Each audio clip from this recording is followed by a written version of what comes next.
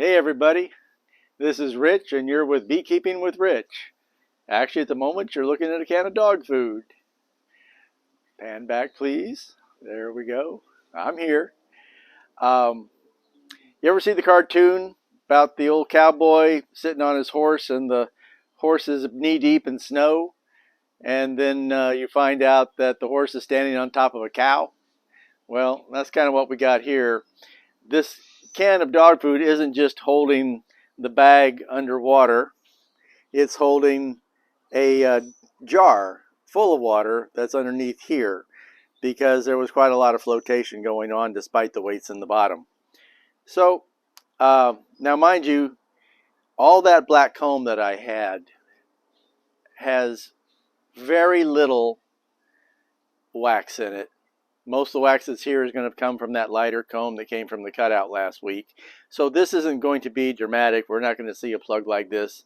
I can guarantee you that it's not going to be about like this. It's barely enough to make this worthwhile doing. But in case people don't know what you're talking about, this is part 2. Oh, well, this is part 2 of a video that was started earlier today because I wanted to show you how to boil wax. The temperature of the water here never got above 175. In fact, most of the time it was right at 170. Just a slow, steady simmer for several hours. We weren't going to videotape simmering water. Well, it wasn't even simmering. It was just hot water. And the wax came nice and clean to the top. But this is part 2. And the first thing we're going to do is lift this can.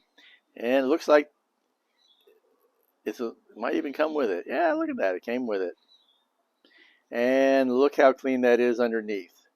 I guarantee you without the bag there would be probably 3 times the thickness of that wax with nothing but crud. As promised, there's the cow underneath. And you can still see that there are bits of wax that did not attach themselves even though they were still blooping out of there. This could do with being done again. Because now it would be a lot easier, since this is all softened, you could take this bag of junk out and you could tie it a whole lot tighter with string and do another simmer of this nature. Pull the bag out. I will in a moment, dear. It's very hot, so give me a second here. Right now I'm just enjoying the fact that this came out in one piece, and as promised, when using such a fine level. So look at this. There's where some of it got caught. Look at the amount of wax there. But it's nice and clean and separated. And the lovely thing is it doesn't stick to this rayon material. Remember I said that there would be little bits that were going to be attached?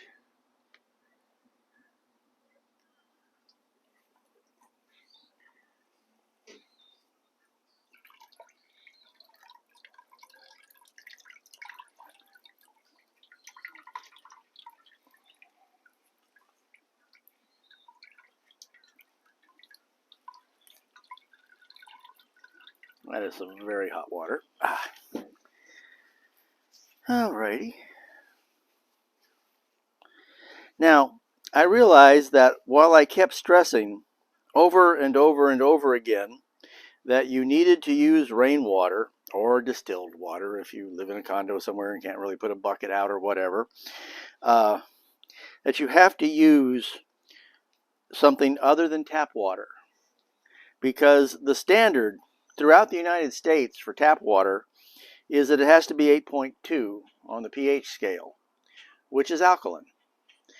Now that's so that it doesn't eat up the pipes. Remember what happened, I can't remember which city it was right now, when they decided to change the water source against the advice of every expert, and the pipes all collapsed. Well, that's because look at all those little nuggets of gold that are still left in there. But they're rather separated out. And those were the weights. And these were the weights that were hopefully going to hold the whole thing down, but it turned out there was just too much flotation this particular time. And what's left? What's left is what's called slumgum and wax in this case. Although all the early slum gum that other people gave to me was really solid with wax. And if you look at the beautiful way this is crumbling, this will make an excellent additive for potting soil. Because this, look at that. That is, that's actually a piece of gumbo limbo bark. Now, I am probably going to break this all up, and since now it's completely without any body of any sort, I'll be able to tie this up really tight in a bag and put it back in for another long simmer, and we will get some more wax out. Now, it'll barely be enough to make a coating across the top of the pot, but still it's wax. I've got the time. But the nice part about this is that by putting it in the bag, you don't leave the wax in the comb. I've had slum gum before I started doing it this way, where this was just a block. It was a rock. I mean, but this is just all nice and crumbly. And I have two options here. I can either tie this up and put it in my steam generator, which is the way I do wax now, because all this effort, I'd have gotten a better return and a better product had I used a steam generator. But I wanted to show you this technique, which is why we did it this way. So I can tie this up, put it in my steam generator, or I can tie this up and I can put it back in the water for another go round. But again, I just got sidetracked. The water that comes out of your tap, if your municipal plant is doing this job, it should be about 8.2, which is alkaline. Beeswax is a fat. When you heat a fat and add it to an alkaline, you get soap. Be more correct about it, you get saponification. You'll notice there is no gray layer underneath here. Had this been done with tap water, there would have been a gray layer on the underside of this. That would have been a really crude soap type layer. And other than heating it back up, there's really no way to get rid of it. And you can just keep scrape, scrape, scrape. Let's put it back in. Okay, great. We've made another cleaner batch. Oh, look, it's still got the gray on the bottom. Scrape, scrape, scrape. As long as you're using tap water, you're going to keep getting that gray until you just don't have anything left. You have to use distilled water, which is a neutral pH, or rainwater, which is either a neutral pH, or if you live in some industrial areas, maybe it's a little acidic.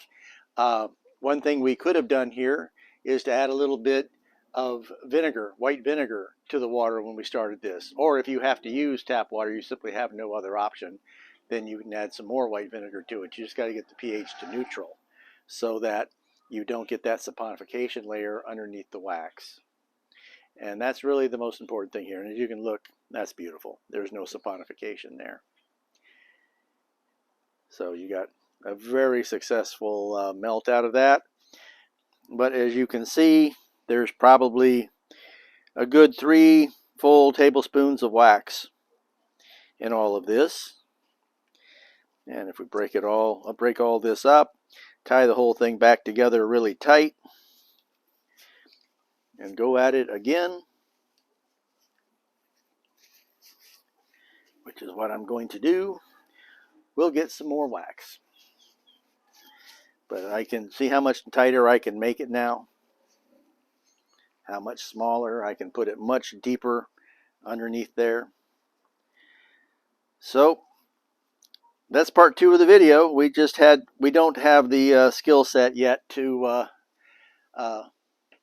edit videos so that we could have just come back and made this all part of one.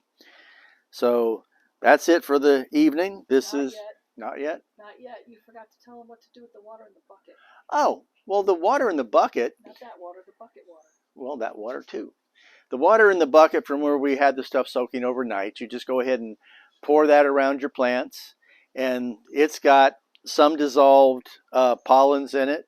And remember, the pollens in bee bread are fermented and such, so their nutrients are released. And the same holds true with the water in here, which if you'll come up here, dear, you'll see is quite nasty and brown. Yep. And just super rich in nutrients and pollens and everything else. So it's also wonderful stuff for your outside plants.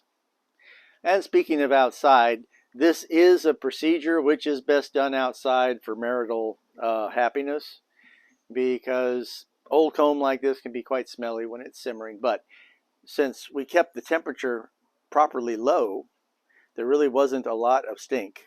When I first started doing this years ago, when I would bring the water to a boil, dump everything in, I thought that simmer was the way to go. Woo! That was pretty stinky stuff. But keeping it at a low simmer, well, it doesn't smell all that bad just anyway. So that's it for today. This is part 2 of the video on how to just put it in a bag to extract it. And as it happened in this case, I ended up putting the very full jar of water on top of it to weight it down, which I had to push it a little further by putting a can on top of that for a little bit. But as you can see, it does work, and there's no saponification on the bottom of this.